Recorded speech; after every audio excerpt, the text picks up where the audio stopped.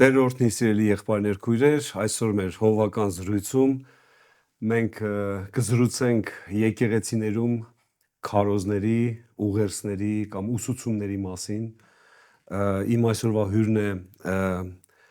մեր սիրելի Վլադիկ եղբայրը, Սևանի Ավետաբեր եկեղեցու ավագովը, շատ ուրախ եմ Վլադիկ եղբայր։ Ինձ թվում է շատ հետաքրքիր զրույց կլինի։ Նախ մի հատ տեղ կարդամ, Առակաց 9:1-6։ Իմաստությունը կառուցեց իր տունը, կանգնեցրեց նրա 7 սյուները, մորթեց իր մսացուները, խառնեց իր գինին, նաև պատրաստեց իր սեղանը։ Նա ուղարկեց իր աղախիններին քաղաքի բարձր տեղերի գլխին կանչելու, ով միամիտ է, թող այստեղ դառնա, և պակասամիտին ասում է. եկեք, կերեք իմ հացից և խմեցեք իմ խառնած գինուց, թողեք միամտությունը, որպեսզի ապրեք և ըմբռնողության ճանապարհով քայլեցեք։ Աստված պատրաստում է իր սեղանները, ուտելիքը, որ մարդիկ ուտեն, օրհնվեն եւ այլն եւ այլն։ Վլադիկ ախպեր, ով է որոշում եկեղեցում քարոզը, ինչ պետք է լինի, ոնց քարոզվի, ոնց ուսուցանվի։ Համոզված եմ, որ մեզ սովորեցնողը, առաջնորդողը անփոխարինելի իմաստով Աստծո հոգին է։ Այո։ Բայց նաև կյանքն է ինչ որ բաներ սովորեցնում, եւ կարծում եմ, որ եկեղեցում ծառայության հետ կապված սովորաբար մարդը հոգևոր ինչպիսի ապրումներ ունենում է, ինչպիսի ճանաչողություն ունենում է, ինչպիսի արժեքներ իր ներսում կարևորվում են այդ պահին, ինքը ցանկանում է նախ եւ առաջ խոսել դրանց մասին, իր ունեցած ճանաչողության, հայտնությունների, ապրումների, բայց դրանից բացի կարծում եմ նաև կա, երբ մարդը տեսնում է ինչ որ պակասություն եկեղեցում, ինչ որ բանի պակասություն, կարևոր է համարում այդ պակասը լրացնել, սովորեցնելով, ծառայելով, կամ եթե կա ինչ որ մի վտանգ, դժվարություն, կարծես այդ վտանգի առաջն առնելու համար իր պարտավորությունն է համարում որպես դետ, որպես պարսպի վրա եղող մեկը, որ տեսնում է մոտեցող վտանգը, նաև խոսել, զգուշացնել, ժողովրդին նախապատրաստել այդ ուղղությամբ։ Այ ոնց է լինում, որ տարբեր հարևանության եկեղեցիները տարբեր մոտեցումներ ունեն այս հարցում։ Նկատի ունեմ ուղերձի, քարոզի, ամեն կիրակի պաշտամունքի ժամանակ։ Ինչի՞ է տարբեր։ Նույնիսկ մի երկրի մեջ, խոսքը չի գնում տարբեր ժողովուրդների մեջ, նույն ժողովրդի մեջ, նույն երկրում տարբեր է մոտեցումները։ Ինչ է ժողովուրդը տես տարբերի կարիք ունի, թե դա առաջնորդի կոպիտ եմ ասում քմահաճույքն է, որ մեր եկեղեցում մենք սենց ենք քարոզելու։ Կարծում եմ յուրաքանչյուր մարդ, յուրաքանչյուր ծառայող պետք է հավատա, որ Աստված իրեն այդ ծառայությունը վստահել է եւ այդ ծառայության մեջ ինքն ունի իր պատասխանատվության աստիճանը։ Այո։ Չեմ կարծում, թե ամեն բան Աստծուց է, այլ առաջնորդությունը, ասենք, Աստծուց թող լինի, բայց նախապատրաստվելը մարդուց։ Մարդը ինչպիսի պատրաստություն, ինչպիսի վերաբերմունք ցույց կտա, սա արդեն մարդու պատասխանատվության շրջանակն է։ Ընդունենք, որ կարելի է, ենթադրենք, խոսել սիրո մասին։ Հա։ Մարդ կարող է դա շատ անհրապույր պատրաստել, մարդ կարող է շատ տպավորիչ աշխատելով, օրինակներով, մոտեցումներով պատրաստել։ Կարելի է շատ պատկերավոր կերպով քարոզը ներկայացնել, որ լսողների մեջ մեծ տպավորություն գործի, եւ կարելի է շատ միապաղաղ, անհրապույր պատմել եւ ոչ մի արդյունք չլինի։ Կամ մարդու պատասխանատվությունը կա։ Հատկապես եթե կան մարդիկ, որոնք հաղորդակցության հարցում որոշ դժվարություններ ունեն իրենց բնավորության մեջ, այդքան էլ հաղորդակցվող չեն, այս սրանք ինչ որ չափով վտանգ կա, որ ինքնահավան են։ Ինչ որ ունեն, այն են խոսում եւ այդ ինչ որ խոսում են, դա արդեն վերջն է, դրանից բացի ուրիշ բանի կարիք չկա։ Բայց եթե մարդը հաղորդակցվող է, ինքը կարող է հասկանալ, որ օրինակ ինձ համար օրինակելի կերպար է Պողոսը, թեկուզ ինքն է Ապողոսին սովորեցրել, առաջնորդել, ոչ միայն ինքը, այլ իր աշակերտները աշակերտել են Ապողոսին։ Եվ ինքը Ապողոսի մեջ նկատել է մի շնորհք, որի կարիքը ունեն Կորինթոսի եկեղեցու հավատացյալները, եւ ինքը շատ խնդրում է, որ Ապողոսը գա եւ կորինթացիներին ծառայի։ Այո։ Ինչու՞։ Միթե ինքը բավարար չափով նրանց չէր ծառայել, բայց ինքը նկատում է, որ Ապողոսի մեջ մի շնորհք կա, որը ավելի ընդգծված, նկատելի է։ Գուցե որ ինքը այդ չուներ էդի կամ չէր կարող տալ։ Ամենայն հավանականությամբ այդ կարգի չուներ, ինչպես որ ուներ Ապողոսը։ Եվ ինքը գտնում է, որ Ապողոսի ունեցածը շատ օգտակար կլինի այն եկեղեցուն, որ Կորինթոսում է, եւ ինքը խնդրում է համառորեն, հետևողականորեն խնդրում է, որ Ապողոսը գա եւ ծառայի։ Այստեղ Այսինքն տեղի պատասխանատուն է հոգ տանում, որպիսի ժողովուրդը ճիշտ բազմազան կերակուր ուտի։ Պատասխանատուն ինքը դրա կատարողական իմաստով պատասխանատուն է, բայց ինքը կարող է, եթե այդ տաղանդը չունի, կազմակերպել, որ ժողովուրդը կերակրվի, ուրիշը գա եւ ծառայի։ Ինչ որ բան ինքը կարող է ասել, որովհետև ինչ որ ունի, այն կարող է ասել, եթե չուներ, Տերը իրան այդ գործի վրա չէր դնի։ Ինքը կերակուր պատրաստել գիտի, բայց ամեն բան չի, որ ինքը գիտի եւ մյուսներից սովորելու տեղ ունի, մյուսներից մեջ այդ շնորհքը տեսնելու, դրա համար իմ կարծիքով ավելի առողջ են այն եկեղեցիները, որոնք հյուրընկալել գիտեն, այո, միանշանակ, քան երբ միշտ նույն անձն է ծառայում։ Իհարկե։ Ես ին վրա ասեմ, Վլադիկ եղբայր ջան, որ միգուցե ես այդքան շնորհքով չեմ, լավ նվերներով լի չեմ, ես նկատում եմ, որ ես անձամբ միակողմանի կարող եմ քարոզել, մի ինչ-որ ուղղության վրա, բայց երբ որ գալիս է մի ուրիշ քարոզող, այդ նույն թեման ինքը կարող է մի ուրիշ ձևով բացի։ Ու ես գիտեմ, որ դա շատ կարևոր է եկեղեցու համար, որ ճիշտ կերակուր ուտեն եկեղեցում, բազմազան, բազմակողմանի լինեն։ Առավել ես հոգևոր փորձառությունից ինչ եմ տեսել։ Ես ունեմ Աստծուց ինձ վստահված տաղանդներ, շնորհքներ, որոնք պետք են եկեղեցու շինության եւ ծառայության համար։ Ես միգուցե ունեմ իմ կերպարանքը, իմ ձեռագիրը, ոճը, բայց եկեղեցին մի ոճի, մի տեսակի մարդիկ չեն հավաքված եւ իրենք ունեն տարբեր սպասումներ եւ պահանջներ։ Երբ ես ծառայում եմ, կարծում եմ, որ ես բավարարում եմ եկեղեցու ինչ որ մի մասի սպասումները, պահանջները։ Մյուսները վերաբերվում են համբերությամբ եւ փոխըմբռնումով։ Բայց երբ գալիս է մեկ ուրիշ ծառայող, որը ինձանից տարբեր է, իր խառնվածքով, իր հնչերանգով, մատուցման ձևով, այո, ինքը նրանց ավելի ընդունելի է եւ այս դեպքում արդեն նրանք, ովքեր ունեին այդ կարիքը, իրենք են բավարարված զգում, միգուցե այն մյուս մասսան, որը ենթադրենք ինձ էր հավանում, ինքը պետք է համբերությամբ զինված սպասի։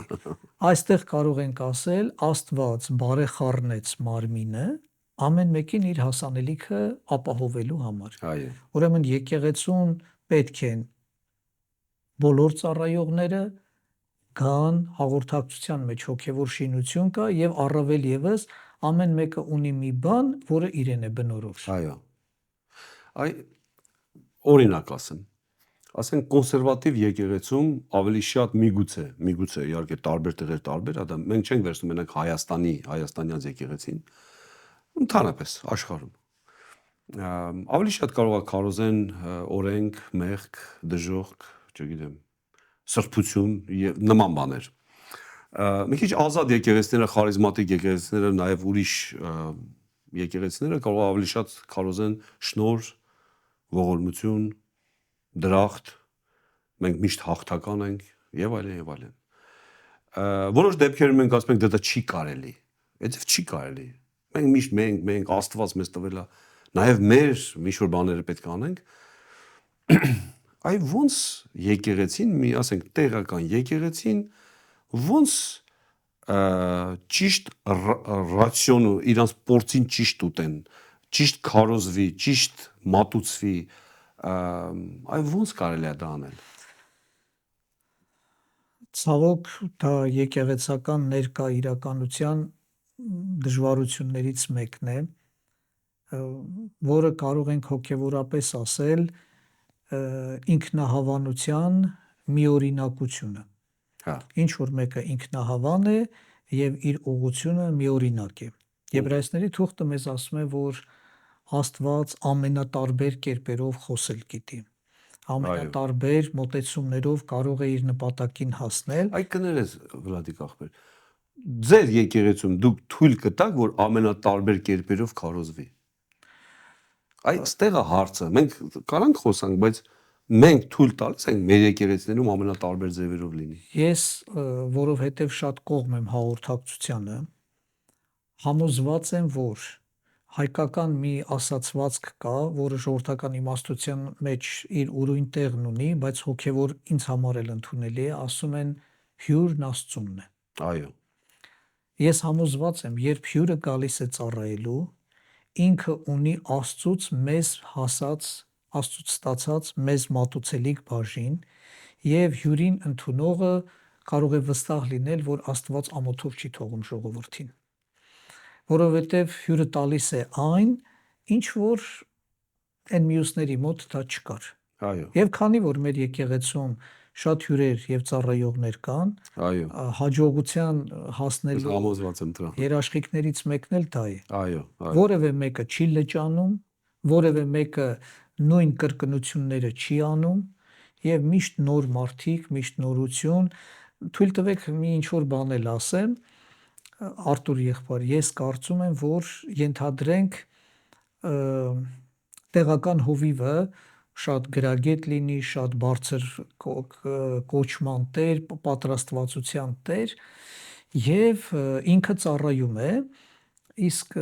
եկեղեցու նստողներից մեկը, որ նայի եւ այդ հովի ծառայությունը լսի, իր մեջ պատկերացում կկազմի, որ ինձանից քարոզիչ դժվար թե դա իմ կարողությունից վեր է։ Ասենք ես չունեմ բարձրագործություն, էլ չկա։ Բայց հետո կանչում ենք մի հյուրի, որը գալիս է, ինքը չունի այդ բարձրագույն կրթությունը, ինքը չունի։ Մեր մոտ եկել էր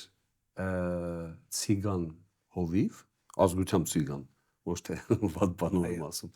Ասեց Ջորջ ջան, ես ունեմ մի դասարանի կրթություն, մի տարվա կրթություն։ Ու եկեղեցում այն մարդիկ, ովքեր որ կրթությունից թույլ են, լրիվ ասեցին ամեն։ Ես նկատի ունեմ, ես ենթադրենք այդ լավ ծառայողն էի, իմ կրթությունով չկարողացա այդ անձին որևէ ձև քաջալերել ծառայության մեջ,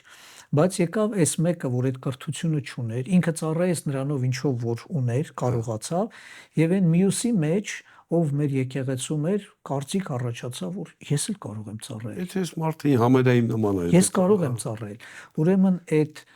ինչ որ չափով մյուսից ցածր վիճակ ունեցող անձը կարողացավ նրան ծառայել, ինչին այն ավելի բարձր ընդունակություններ ունեցողը չկարողացավ ծառայել։ Դրա համար Աստծուն պետք են եւ սրանք եւ մյուսները։ Աստված բարեխառնեց մարմինը, ամենատարբեր կերպերով ներգործեց, որ եկեղեցուն շինություն լինի։ Միանշանակ։ Իսկ այդտեղ կրկնություններ, նույն բանի անդադար կրկնությունները գրեթե բացառվում են։ Հա։ Օրինակ լավ չէ լինի, որ օրինակ եմ ասում, տրադիցիոն եկեղեցուց գան քարոզեն, այն հարանմանությանից գան քարոզեն, մենք գնանք միտեղ, իրանք գան, որտեվ ըստ ինձ շփվելով, լսելով, ասենք, տարբեր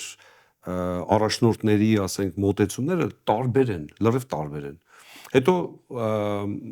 հաստատ մեր եկեղեցիներում էլ կլինեն միակողմանի, թերի ինչ-որ բաներ, նրանք կարան լրացնեն որոշ տեղերով։ Իհարկե, փնովելով չէ, չգիտեմ, դատելով, դա որևէ շինություն չի, այլ կերակրելով, այլ տալով լավ բաներ, լավ ուղղություն։ Երանի այդպես լինի, օրինակ հոգեգալստական եկեղեցին ունի շատ լավ հատկանիշներ, եթե ինքը կարողանա այդ լավ հատկանիշները փոխանցել, բոլորը շինություն կստանան։ Ընկրտական եկեղեցին ունի բոլորովին այլ կարգի շատ լավ հատկանիշներ, Միանշանակ։ եթե իրենք կարողանան դա ներկայացնել, խարիզմատիկ եկեղեցին ունի շատ լավ հատկանիշներ, եթե իրենք կարողանան դա փոխանցել, ոչ թե մեկը մյուսին բացառելով, թե մեր ունեցածն է միակը եւ ճիշտը, այլ ես իմ ունեցածը տվեցի, բայց այն մյուսն էլ ունի իր պիտանի ունեցածը եւ ժողովուրդը շինություն կգտնի։ Ինձ թվում է դա շատ կարևոր է, բայց մի բան էլ է, եկեք փաստենք, որ եկեղեցու հովիվը ոնց է ժողովուրդը նմանվում են հովին։ Այսպես համաչափություն ես նկատել եմ։ Այսինքն ծառայողը եկել է մեր հետ ծանոթացել է, բան, ես ասել ենք, դու կարող ես եկեղեցուց ես, որովհետև հովի նույն ձևերով ես խոսում, նույն ձևով ես անում, սես բան էլ կա, չէ՞։ Այո։ Ես յուրաքանչյուր ծառայողի առաջադիմության համար պատասխանատվությունը տեսնում եմ իր մտահորիզոնի նեղ կամ ծավալուն լինելու հարցը։ Մեծ մտահորիզոնի տերը ինքը բոլորովին այլ բան է տեսնում եւ կարող է այլ բան խոսել։ Օրինակ Սողոմոնի մասին Թագավորաց գիրքը ասում է, որ ինքը 3000 առակետ երգեր, չէ՞, այդպես որ ասում է ինքը խոսեց այս բույսից սկսելով այս ծառով վերջացնելով, ինչ որ բաներ տեսավ եւ այդ Աստծո բազմապատիկ իմաստության մեջ խոսեց։ Հիմա եթե մենք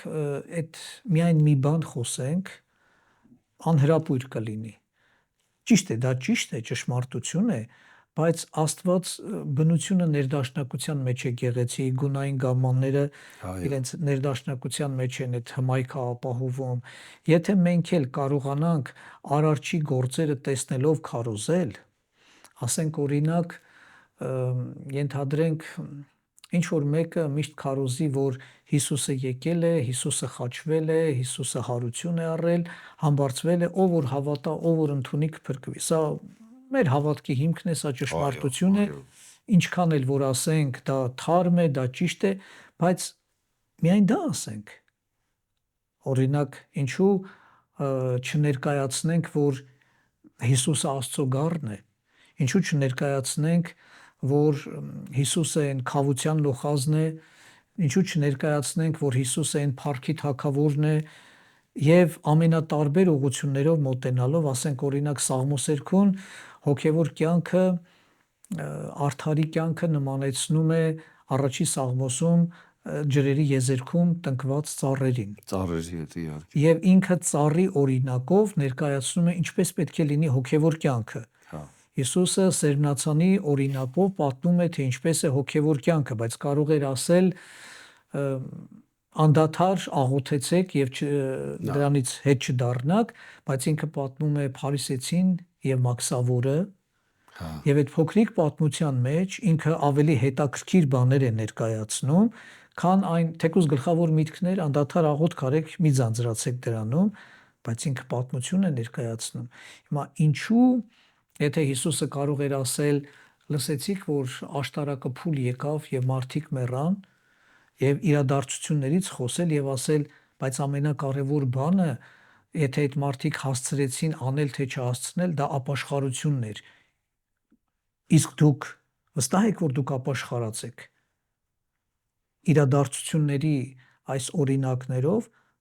միգուցե քարոզը ավելի հետաքրքիր է, ավելի տպավորիչ է, ավելի ազդեցիկ է, թեկուզ ապաշխարությունը միշտ էլ կարևոր թեմա է։ Բայց ամեն դեպքում Վլադիկ եղբայր, մենք եկեղեցում ունենք 52 թեմաներ։ Մենք չենք էդի մեզանից գրել, այլ մի եկեղեցուց խնդրել ենք տվել են։ 52 տարբեր թեմաներ ա, որ տնային ծառայություններում այդ 52 թեման, այսինքն տարվա մեջ 52 շաբաթվա մեջ բազմազան այդ լրիվ տարբեր թեմաներ ա Աստվածաշնչյան, որ միտքը նրանում է, որ քարոզները կարան միանման լինեն, ասենք տարվա մեջ 52 քարոզ եթե լինում է, եթե վերցնում ենք մենակ Կիրակի օրերը, իհարկե եկեղեցում կան նաև ուրիշ օրեր, որ պաշտամունք է լինում, բայց վերցնենք Կիրակի օրերը, 52 քարոզները կարան միանման լինեն, կամ ենթադրենք մի 20 թեմա մենակ շոշափի, էլ ոչ ավել։ Այդ դասընթացի նպատակն է, որ բազմազան լինի կերակուրը, այս թեման, այն թեման, բայց նաև դա ուսուցում էլ չի, ասես մինի ուսուցում է, այ ուրիշ ինչ ձևեր կա, որ եկեղեցին ասես բազմազան աճի, ամեն թեմաներին էլ տեղյակ լինի ու ճիշտ կերակուր ուտի։ Միգուցե կան եկեղեցիներ, որտեղ ամեն քարոզողին ասում է, այս դու ես թեմայով պիտի քարոզես, դու ես թեմայով, հələ նայեմ ինչ պետքա քարոզես, այ ոնց է ճիշտ։ Օրինակ ես տեսել եմ, որ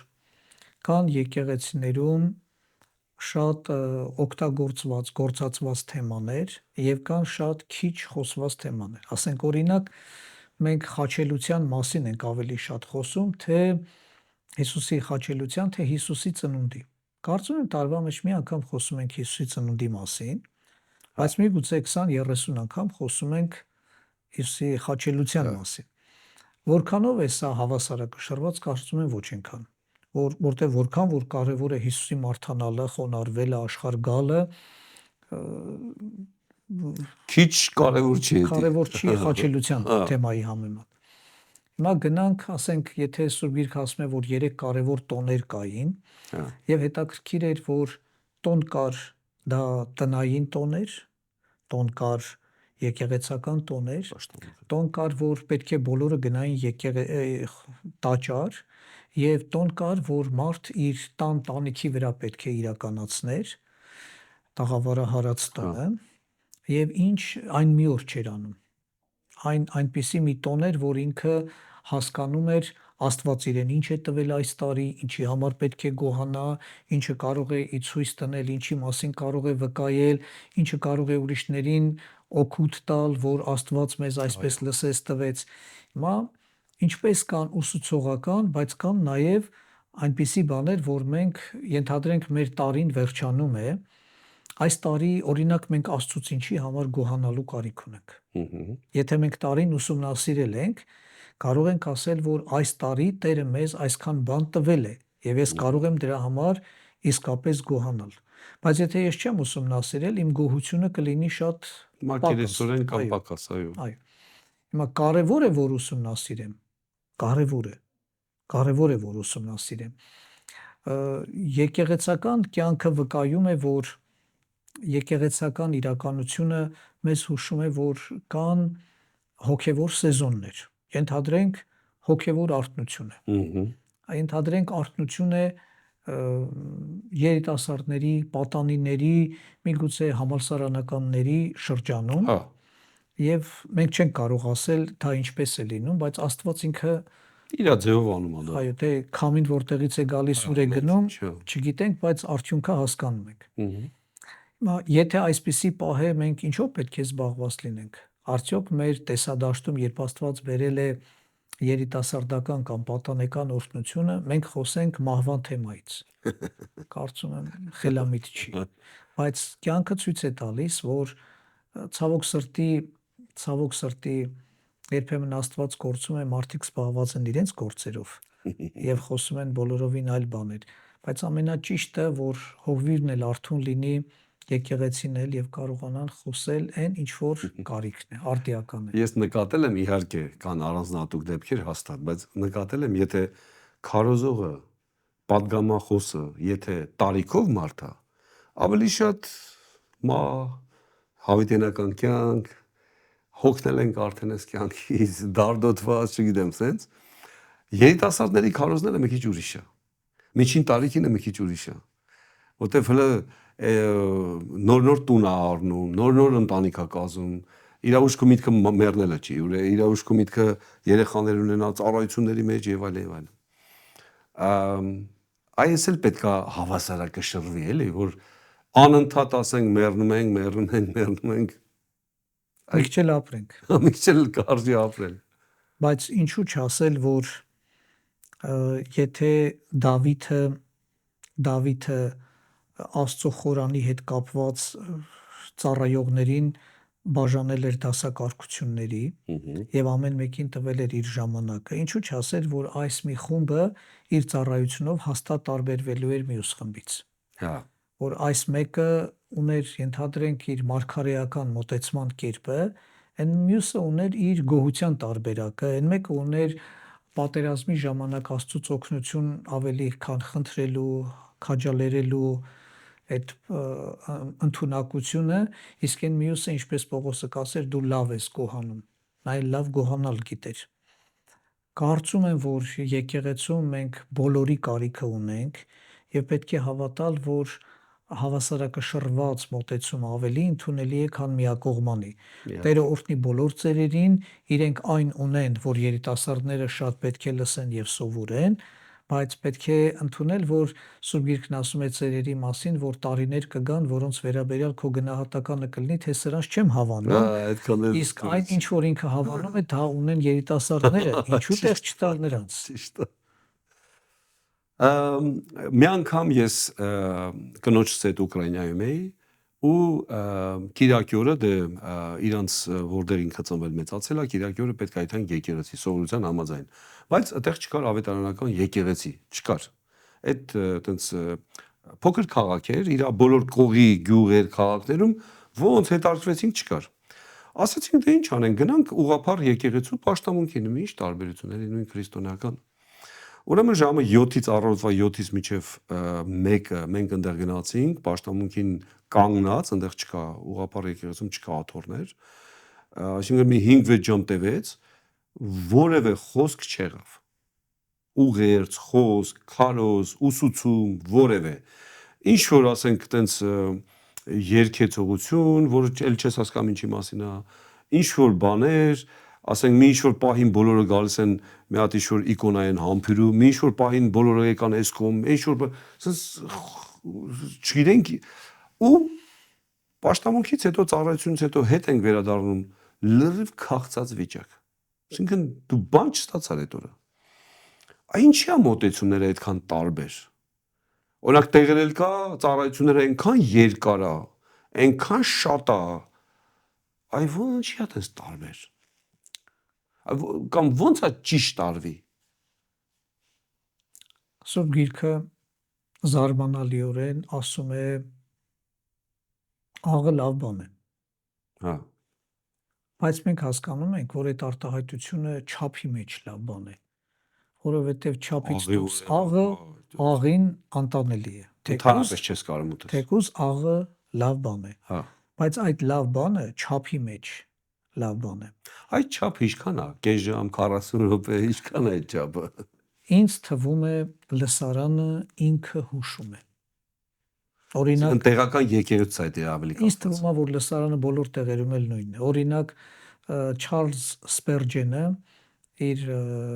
բարի խորհուրդներ ավետարանը քարոզողներին գրքում ասում է, եթե դու բան ունես ասելու, կարող ես ասել 20 րոպեում։ Եթե դու բացատրելով բան ունես ասելու, քարոզելուդ մեջ, կարող ես ասել 40 րոպեում։ Բայց դրանից ավել որ խոսում ես, դու ասելիք չունես եւ դու պատրաստված չես։ Այսպես ասել է այդ մարդը։ Չեմ կարող դա բացարձակ սահմանում համարել, որովհետեւ միգուցե մեկը 10 րոպե էլ խոսի, ասի ինչ որ պետք է ասի,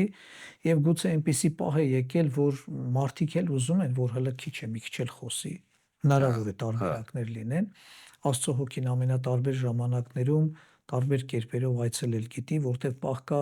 10 րոպե աղոթում ես եւ հասկանում ես, որ բավարար է, բայց պահ կա կես ժամ աղոթել ես եւ զգում ես դեռ պետք է աղոթել։ Հավատանք ներգործությանը։ Բայց ինքնին ես նկատել եմ, որ երբ քարոզիչը քարոզում է եւ ես պետք է իմ միտքը բռնեմ, բերեմ քարոզիչի վրա կենտրոնացնելու եւ իրեն լսելու,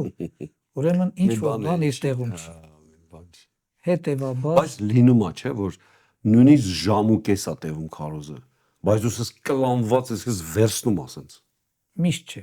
Միշտ չէ, իհարկե միշտ չէ։ Ասում լինում է մեկն։ Այո։ Մանավանդ որ ես ու դու ենք քարոզում։ Կարծում եմ այդ չափի զգացողությունը Հիսուսն էլ է ասել, որ աղոթքները կարող են երկարացվել, պետք չի հավատալ, թե երկար աղոթելու, մի որևէ այսինքն բան չափի Աստված, զգացողություն կա։ Հետևաբար քարոզելու վերաբերյալ էլ, եթե Պողոսը կարող էր նույնիսկ մարգարեների ծառայությունը ասել, որ 2-3 հոգի թող մարգարե անան, դրանից հետո չեն հիշելու եւ չեն ընդունելու, հետևաբար եթե Աստծո հոգու ներգործությունը մարդկային ընկալման սահմանները հաշվի է առնում, այստեղ պետք է մենք էլ մեր չափը զգանք Այո, եւ չչարաշահենք ոչ լսարանին, ոչ էլ մեր հավատքը։ այո։ Այ Վլադիկ ախպեր, sense կոնկրետացնեմ մի քիչ ավելի, միգուցե, իհարկե շատ չենք մանրանում, բայց մի քիչ կոնկրետացնեմ։ Այ դեր եկեղեցում դուք ո՞նց եք բալանսավորում այդ հավասարակշռում այդ բոլոր կիրակի օրերի պատգամները, որ տարբեր լինեն, տարբեր տեսանկյուններից լինեն։ Այ ո՞նց եք դուք անում այդ դրան։ Ժամանակ կար, որ մենք երբ տնային հավաքույթներից դուրս եկանք, հասկացանք, որ տանը կարող ենք խոսել, որովհետև մենք մերոնցով ենք, ոնց պատահի, բայց երբ արդեն դուրս եկանք ժողովարանային տարբերակի, հասկացանք, որ մեր մեջ կարող են ուրիշ մարդիկ էլ լինել եւ այստեղ պետք է շատ պատասխանատվությամբ վերաբերվել, նա ով կարող էր տանը խոսել, գուցե նրանցից ոմանք դահլիճում խոսելու իրենց այդ հնարավորություն տանը ճիշտ չի։ Ոչ թե որպես քարոզիչ չենք ընդունում, բայց ոնց որ այդ հարցում մի քիչ անվտանգ չի։ Այնուհետև հասկացանք, որ կարևոր է ինչպես խոսելը, այնպես տեսքը, հագու կապը, որովհետև մեզ մարդիկ են նայում, ուրեմն անհրաժեշտ է այս չափանիշներն ապահովել։ Հետո հասկացանք, որ անհրաժեշտ է ժամանակը հաշվի առնել, որովհետև մարդիկ, եթե խոսքի ընթացքում արդեն վեր են կենում, որ դուրս գան, իբրև թե զբաղված են ժամանակը ինչ որ տեղ են շտապում, դա արդեն հուշում են, որ մեր վերաբերմունքը ճիշտ չի։ Կամ ժամացույց այսպես են անում, որ կարոզողտենա։ Այ գուցե ամեն դեպքում ծառայությունը մեզ սովորեցրեց, ինչեր չի կարելի անել, մենք տեսանք մեր սխալները։ Հետո հասկացանք, որ մի մարդը ով էլ որ լինի, չի կարող հետաքրքիր լինել, եթե ամեն շաբաթ ինքն է։ Չի կարող։ Անհրաժեշտ է փոփոխություն։ Բայց միջև մա գիտեմ, տենց է ճիշտ։ Հետո հասկացանք, որ որևէ մեկը ունի մի բան, որը ինքը տեսել է, հասկացել է, մինչդեռ մյուսները դա չեն տեսել եւ չեն հասկացել։ Եվ եթե Աստված իրեն այս բանը հայտնել է, պետք է հավատալ, լսել, նաև հավատալ, որ մեկ ուրիշին նույնպես այդ նույն հոգին կարող է հայտնել։ Իհարկե։ Եվ այս տրամաբանությամբ քարոզիչները տարբեր են։ Որոշեցինք մի առիթով, որ մեզ մոտ հավաքույթները Կիրակի օրը 3 անգամ են, առավոտյան, կեսօրին, երեկոյան։ Մենք մտածեցինք, որ լավ կլինի, որ 3 հավաքույթներին նույն падգամը տանք։ Հա։ Իբրև թե որևէ մեկը չասի մեր մոտ ավելի լավ падգամ էր, ձեր մոտ այսպես, այնպես, բայց հետո զգացինք, որ արհեստական է դա։ Հա։ Չի ստացվում։ Մենք էլ ենք փորձել դա։ Որ падգամը մի անգամ տալը ավելի բնական է, քան հանուն նպատակի 3 անգամ նույնը կրկնել։ Նախընտրեցինք, որ ամեն ինչ գնա իր բնական հունով, եւ եթե հյուր ենք կանչելու, մի անգամ առավոտյան կկանչենք, մի անգամ կեսօրին կանչենք, մի անգամ երեկոյան կկանչենք եւ այդ ժողովուրդը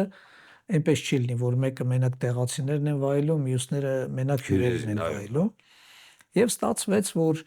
այս ծառայողը այսօր կարող է առավոտյան քարոզել, հաջորդ անգամ կարող է կեսօրին քարոզել, այն մյուս անգամ կարող է երեկոյան քարոզել, եւ այդ բազմազանությունը ավելի նպաստեց, որ եկեղեցին մեկ է, եկեղեցին որևէ մեկի ուղղությունը չի պահում, բոլորի մեջ էլ Աստծո հոգին կա, բոլորն էլ կարող են ծառայել, մենք նույն Սուրբ Գիրքը ունենք, նույն ուղղությունը ունենք, նույն հոգին է մեր մեջ եւ հետեւաբար ինչ որ խոսում են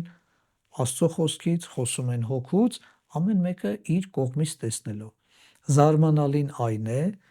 որ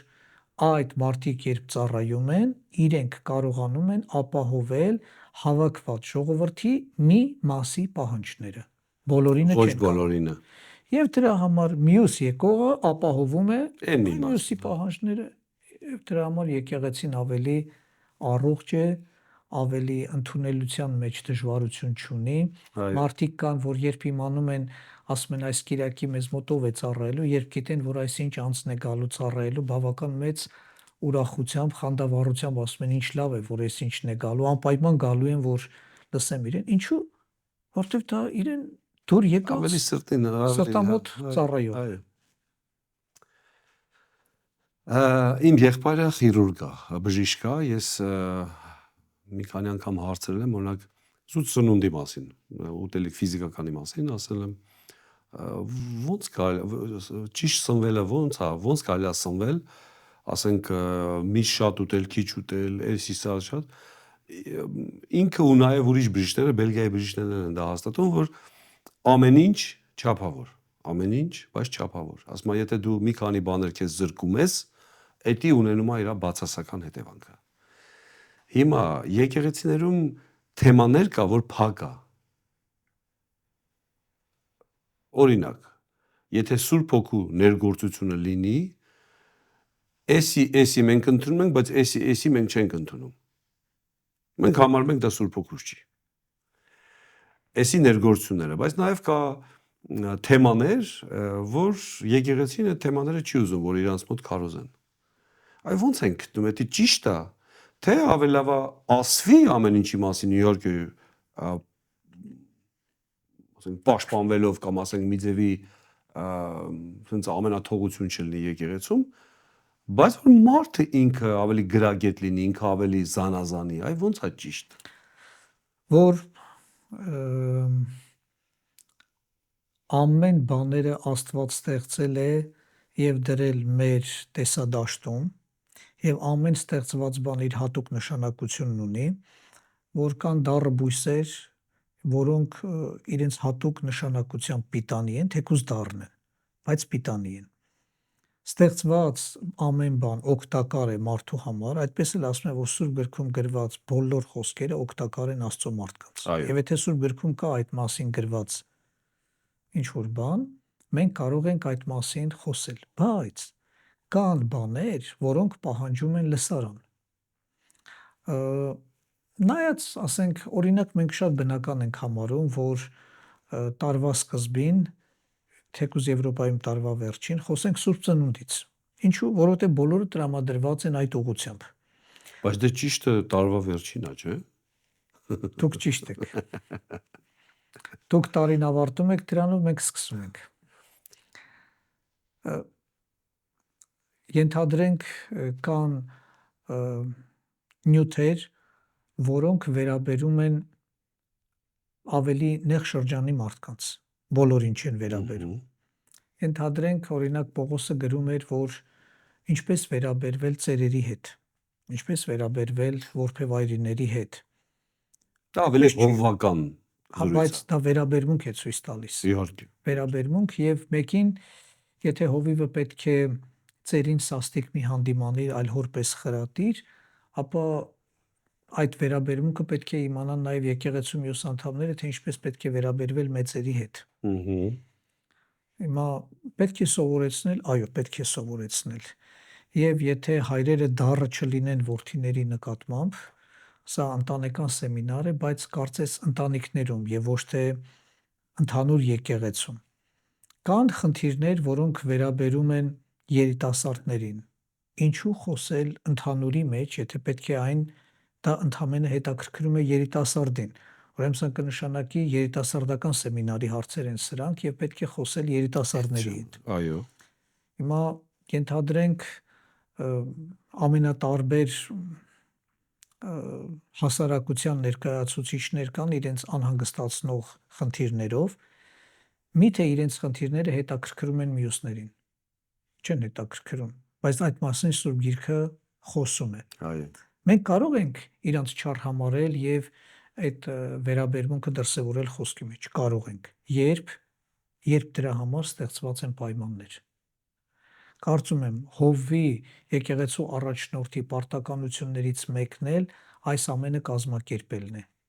Այո։ Երբեմն ճամբարների տեսքով, երբեմն սեմինարների տեսքով, երբեմն առանձին հավաքույթների տեսքով։ Ասենք օրինակ կանանց օրը, հա, ընդհանրենք ընդունված էր մարտի 8-ը, ապրիլի 7-ը, ոմանք կարողանում էին ասել, դա ինչ օր է, որ դա անհավատ մարդիկ են արելով, ասեց, որ այդ օրն է, բայց ես օրինակ մտածում եմ, իսկ չարժե կարևորել կնոջ դերը հասարակության մեջ, կնոջ դերը ընտանիքում, մոր դերը ընտանիքում, ասենք ինչ կլինի, եթե մենք այդ օրը մայրերին նվիրենք, իրենց ոչ թե ընդհանրապես խոսելով պարտականությունների մասին, որ մայրը պարտավոր է այսպես, կինը պարտավոր է այսպես, այլ խոսել, թե Աստված մորը ինչ է տվել։ Եվ Աստված այդ կնոջից ինչպիսի սպասումներ ունի, որ այս տաղանդներն ինքը կարող է օգտագործել, ասենք, ինչու չասել, որ առակած գրքի վերջին գլուխը գրել է կինը եւ գրել է իր որդուն, այն որդուն, որը պետք է թագավոր դառնա, եւ ինչպես է այդ մայրը Աստծո հոգով որդուն խրատում, թե ինչ ճանապարհներ կա, որոնցից որդին պետք է զգուշանա, որտեվ կինը մայրը այդ առումով որպես կին ավելի լավ գիտի։ Այո։ Ինչերը կարող են թագավորներին ապականել եւ ինքն ասում է տղաս, դու այս ճանապարհները չգնաս, որտեվ այսպես է։ Եվ դա գրել է կինը։ Դա գրել է մայրը։ Ինչու չասել, որ մայրը կարող է իր որդուն պատգամ փոխանցել։ Մայրը կարող է իր որդուն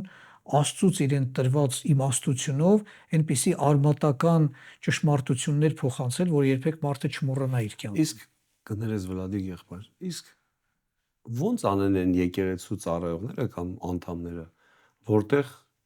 կատեգորիկ չի թույլատրում, որ կինը այնտեղ մի բան խոսի։ Թող սեմինարին խոսի։ Չկա Չի կարելի։ այդպիսի եկեղեցի,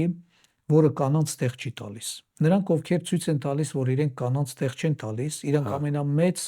ավելի շատ տեղն են տալի։ մեծ տեղ են տալիս եւ ամենամեծ սուրբ գործերը նրանց են վստահում։ Ասենք երեխաների ծառայությունը։ Չէ, ես նկատի ունեմ, որ երբ մեկը ինձ հարցրեց, որ ձեր եկեղեցում կանայք ծառայում են, ասացի, որ մեր եկեղեցում մենք կանանց այդքան չենք պատվում, որքան դուք եք պատվում ձեր եկեղեցում,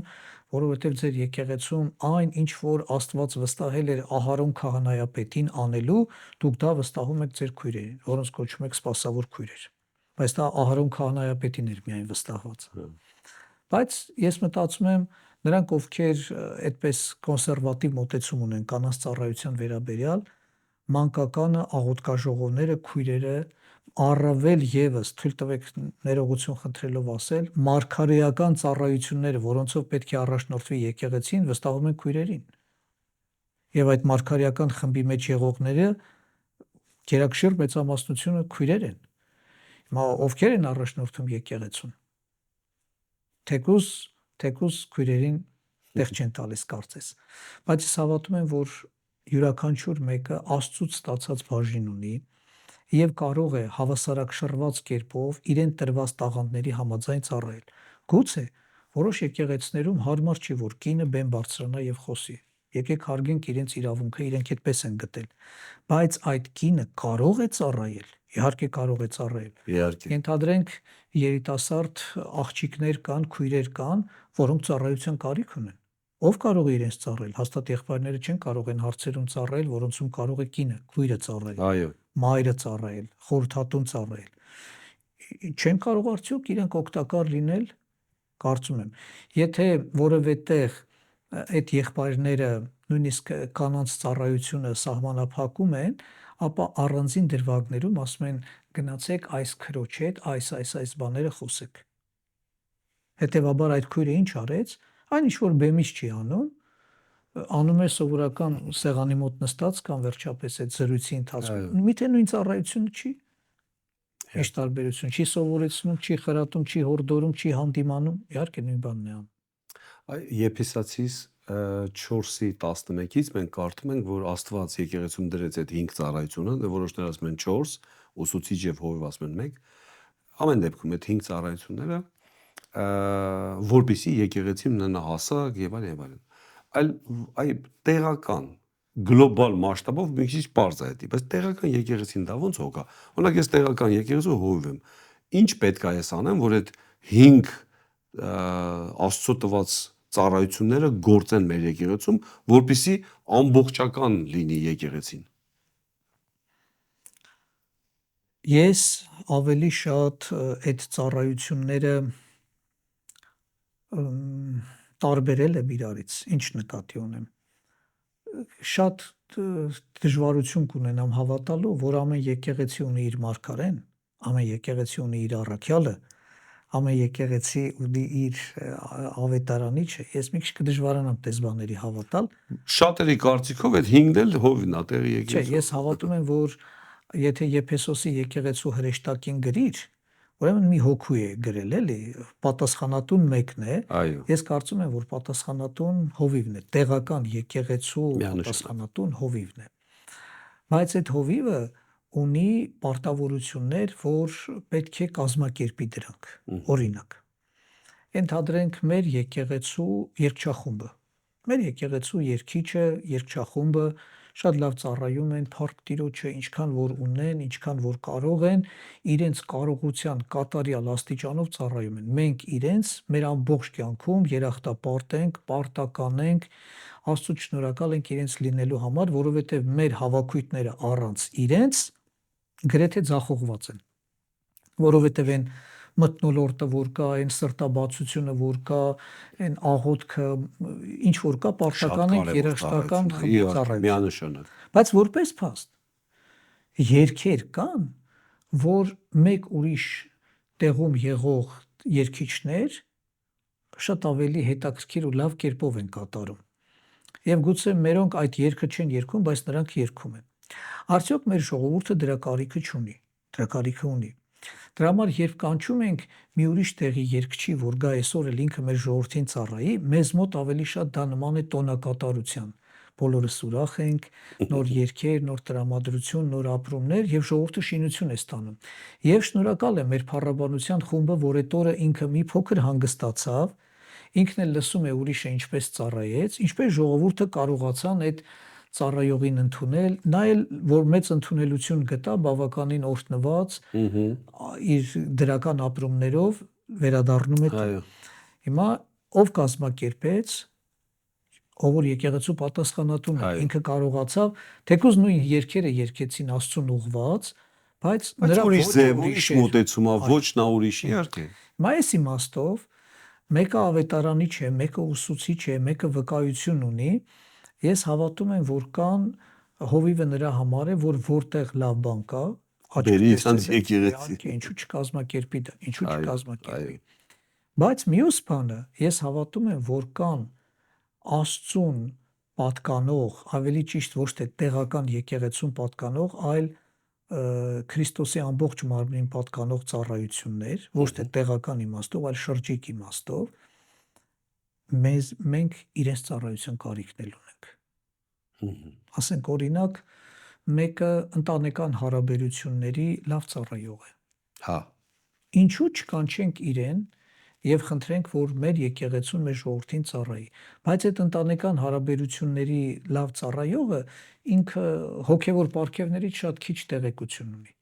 Ինքը տեղ ոչինչ չի կարող ասել։ Եթե մենք նրանից սպասենք մի քիչ էլ հոգևոր պարգևներից խոսի, որտեղ դու ընտանիքից լավ խոսեցիր, ոչ միշտ կարա դա լինի։ Նկատի ունենք, գուցե չհաջողվենք։ Բայց այս իմաստով հիմա մի ավետարանիչ եկավ, որ ինքը կարող էր շատ լավ կազմակերպել ավետարանչությունը եւ ուզեց ոմանց սովորեցնել։ Իսկ ինչու չընդունենք դա։ Եթե ինքը կարող է իր մեջ եղած կրակով վարակել մյուսներին, բորբոքել։ Այո։ Այո, ինքը բորբոքեց, ուրեմն մեր եկեղեցու մեջ եղողները, ովքեր ավետարանչական ջիղ ունեն, ավելի բորբոքվեցին, ավելի գնացին, ավելի ծառայեցին եւ դա մեզ օգուտ բերեց։ Այդ մարդը, ով որ եկել էր, ինչ արեց։ Այն սերմը, ինչպես որ Ծննդոց գիրքն է ասում, ամեն սերմ իր տեսակի պես։ Հա։ Ավետարանիչը ում կարող է ծառայել ավետարանիչներին։ Միանշանակ։ Ուսուցիչը, երգիչը, ամեն մեկը իր այդ բնակավարին, ովքեր իհարկե մի բան կարող։ Իսկ ո՞նց անեն եկեղեցու անդամները, եթե եկեղեցու հովիվը փակ է։ Մենք մի թեթև ասացինք դրա մասին, բայց մի քիչ կարելի է բացվել, ասենք ինչ անեն, ոչ թե ես ասում եմ, որ հովի դեմ է տան, դա չի նպատակը իհարկե։ Բայց ինչ անեն, եթե եկեղեցին որևէ ուրիշ տես բաները չի շփվում, տեղ չի տալիս, մենակ իրանք ինքնամփոփ, sense նստած իրանք թեմաների մեջ այդ ձև կոպիտ ասած յոլա են գնում։ Ինչ ասենք, Աստված օրհնի այդ հովին, որ այդև չանի։ որ մի օր Նաբուգոդոնոսորն էլ երազ տեսավ,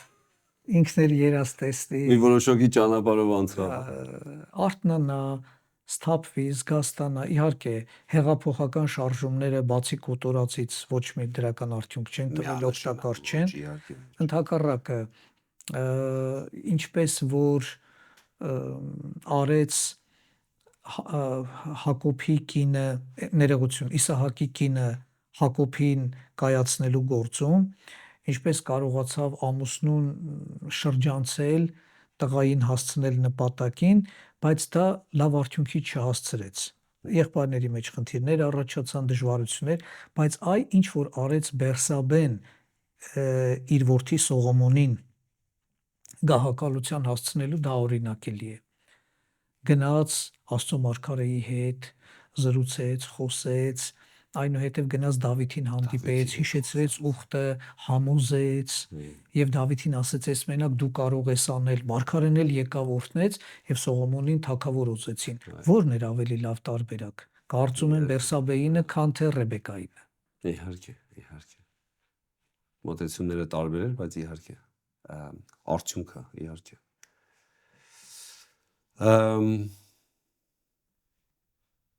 Երևի սրանով վերջացնենք մեր այսօրվա զրույցը։ Էլի շատ բան կա ասելու, մի հատ երևի վերջի հարցը։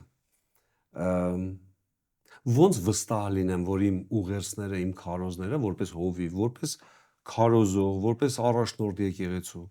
որ դա Սուրբ Հոգուց է։ Այ ոնց մարդը վստահ լինի դրանում։ Այլ դա իմ միտքը չի, իմ տեսածը չի միայն, որտեվ իհարկե մենք ասենք, որ շուրջ բոլորից էլ է կախված, բայց ոնց մարդը իմանա, որ ինքը վստահ լինի, որ դա Սուրբ Հոգու առաջնորդություն է, այսինքն Աստծո ուղերձն է ինքը հանձնում եկեղեցուն, այլ ոչ թե իրանա։ Ժամանակին ինձ մի համար կար Կորինթացիների թղթում, որ շատ մտածելու առիթ տվեց, երբ ասում էր, երբ ձեզանից մեկը հայտնություն ունի, առաջինը թող ինքը լռի։ Մտածեցի ես, եթե մեկը հայտնություն ունի, պետք է ասի հայտնությունը, բայց ինչու լռի, որովհետև երբ Աստված մեկին հայտնություն է տվել, մինչև ինքը այդ հայտնությունը ինչպես հարկն է չհասկանա, ինքը չի կարող դա ինչպես պետք է փոխանցել։ Այդ էլ է ճիշտ։ Հետևաբար, եթե մեկը ունի պատգամ, որ պետք է փոխանցի, ինչպես Եզեկիելի մարգարեության մեջ է դրվագը կա, ասում է, եւ մի ձեռք տեսա, որ դեպի ինձ մեկնված էր, եւ ձեռքի մեջ գիրք կար, ասեց, սա վերցրու եւ կեր, որ կարողանաս մարգարե անալ։ Եթե որևէ մեկը այդ խոսքը վերցրել է, յուրացրել է, այդ ինչպես Հովհաննեսի ավետարանում է գրած, բանը մարմին եղավ, խոսքը մարմին եղավ եւ մեր մեջ բնակվեց, եւ մենք նրա փառքը տեսանք։ Մինչև այդ մարդու կյանքում դա բնական, իրական, իր կյանքի բաղկացուցիչ մասն է դարձել, իր էության մի մասնիկն է դարձել, ինքն ավելի լավ կփոխանցի եւ գիտի, որ դա ոչ թե արյունն ու մարմինը իրեն հայտնեցին, այլ Աստծո Հոգին հայտնեց, դա էլ իր կյանքում իրական է, ինչ որ ապրում է, այն էլ խոսում է։ Սա ավելի մեծ արդյունք կունենա, քան եթե ընդամենը գաղափարական ինչ որ բան ուզում է տեղեկացնել, ասել։ Հաճախ ես նկատել եմ, որ ծառայողը ասում է, ես ասելիք ունեմ։ Ես ու սկսում է դատը։ Ոնց կարող է քրիստոնյան սենց անի, ոնց կարող է, դա աշխարհ է, դա, այսինքն ըստիս դա ավելի ոչ թե կերակուր, այլ ավելի դատա, ավելի փնովել, ցածրացնել, քան թե ու ես միանշանակ համաձայն եմ դրա հետ, որ պետք է մի հատ էփվի, մի հատ ճիշտ ուղերձ ինքը հայտնի, քան թե Ես հոգևոր կյանքում հետևյալը նկատել եմ։ Ենթադրենք մեկը կա, որ ինձ համար շատ սիրելի է, հնարավոր է դա լինի իմ ընտանիքի անդամը կամ լինի բարեկամներից մեկը, ինձ համար թանկ մեկը, ինքը ինչ որ մի բան է անում եւ ես ուզում եմ, որ ինքը դա չանի, գնում եմ իր հետ խոսելու, բայց տեսնում եմ, որ օգուտ չտվեց։ Ինչ եմ անում ես։ Եթե ես անպայման իրան ուզում եմ, որ այդ վիճակից փրկվի, ուզում եմ այդ հարցը լուծվի, ես իմ ամբողջ միտքը ի գործ եմ դնում, գտնում եմ հավանական այն անձին, ով այդ հարցում կկարողանա իր հետ խոսել եւ երբ խոսի, հաջողություն կլինի։ Ես գնում եմ այդ անձին հանդիպում եմ, խնդրում եմ, որ ինքը գա այնպես խոսի, որ այս մարդը այդ վիճակից փրկվի, փոխվի։ Հետևաբար ուզում եմ ասել, եթե մեկը սրտանց ուզում է, որ փոփոխություն լինի, ինքը այդ քո ասած տոնով չի ներկայացնի, ինքը կգտնի, ինչպես Պողոսն էր ասում, Աստծոս դեսպանություն անելով կաղաչենք ձեզ,